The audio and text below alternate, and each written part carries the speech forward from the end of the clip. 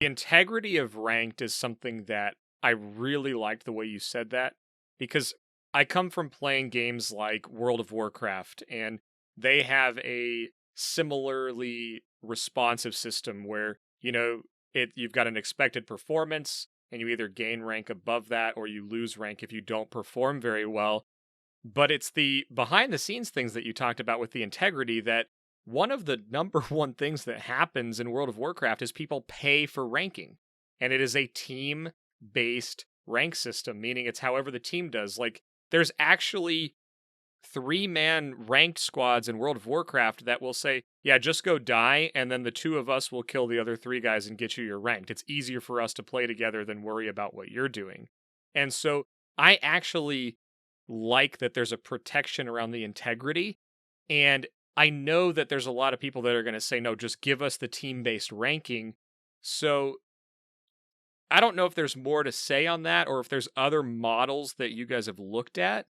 But to me, it's really cool to know that you can't really game the system, or you're doing your best to not allow people to game the system.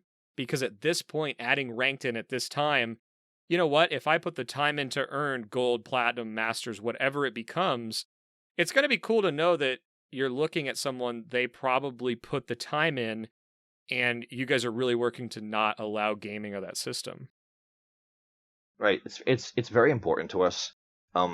And when we made the decision, way back when we discussed team placements versus individual placements and the impact that this could have on the integrity of ranked, we didn't lightly make the decision that we could discard, the importance of individual placements.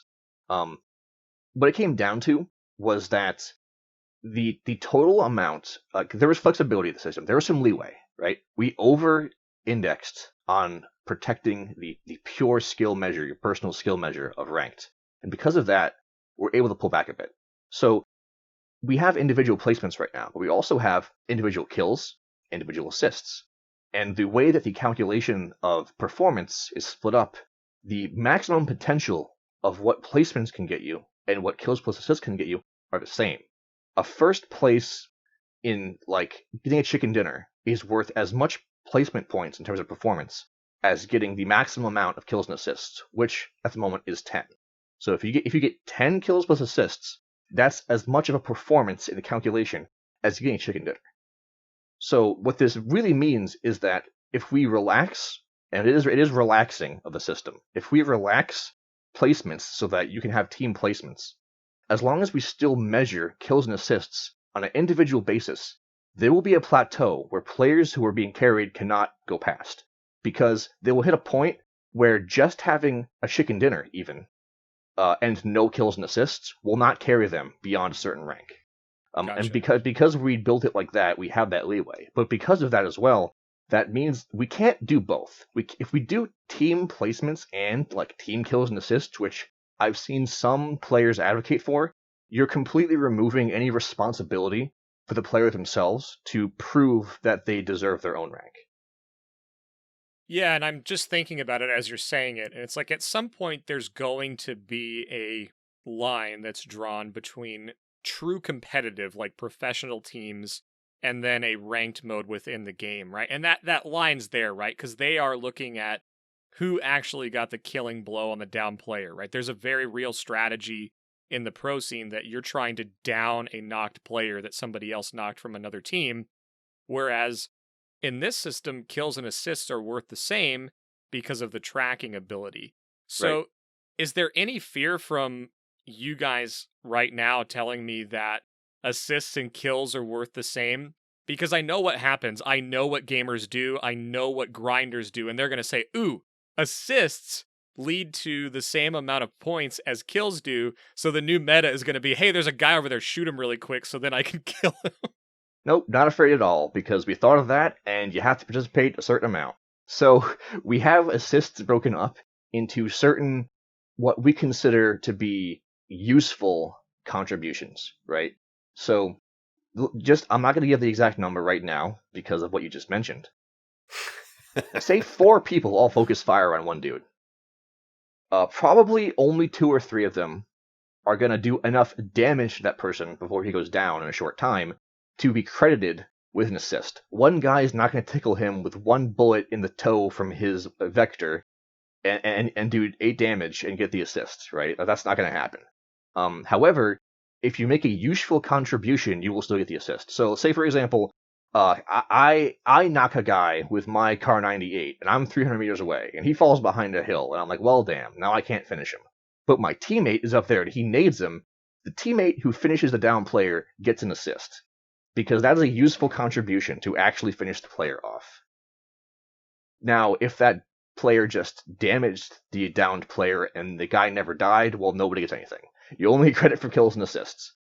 We actually had this whole conversation around damage in ADR, a well-known and long-used stat in the community, and whether it should be involved in the rank system. I made a very lengthy post on Reddit about it to anybody who asked. We had a lot of discussions about it internally, about why we should or shouldn't use it.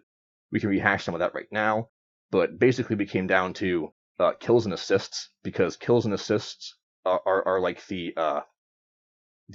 core defining factor of whether you actually usefully engaged in the fight, or whether you just like poked back and forth and just wasted your ammo and drew attention to yourselves. So when you're talking about your indexing too, I'm assuming you guys looked at ADR and things that you can probably track and looked at things like that.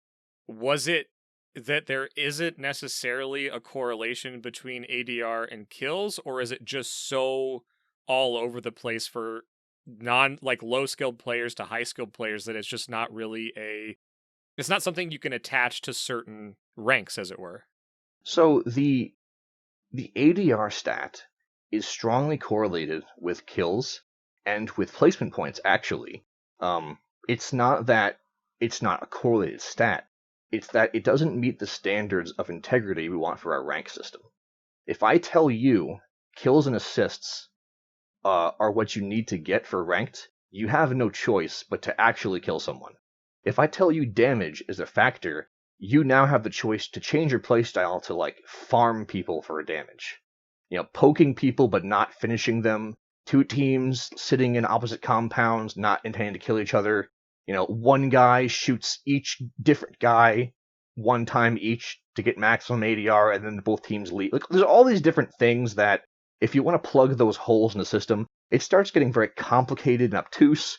Maybe you put a restriction on, I can only get 100 ADR per person, and now you've created an incentive to farm different people. You start putting in blocks on, it eventually comes back down to, you have to put so many conditions that eventually result in, you need to actually kill the person that you were shooting. And at that point, it's just kills. Like, it really is just kills now, with all the middlemen. And so, sorry, damage is out. Thanks for checking out this segment of the Winner Winner podcast. Be sure to check out the full show at youtube.com/xpmedianow, or the audio-only version everywhere podcasts are downloaded.